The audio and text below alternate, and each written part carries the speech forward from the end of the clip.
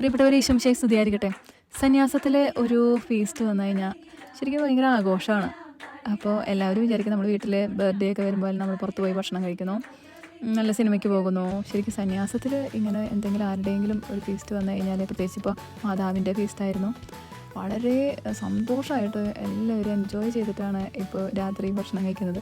ഇതൊരു ഇവൻറ്റ് മാനേജ്മെൻറ്റിന് കൊടുത്തതൊന്നുമല്ല, നമ്മുടെ കുഞ്ഞനീത്തിമാർ ഉള്ള സാരികളൊക്കെ വെച്ച് നല്ല രസമായിട്ട് അലങ്കരിച്ച് എല്ലാവരും ഒന്നിച്ചിരുന്നിട്ട് കഴിക്കുന്നത്.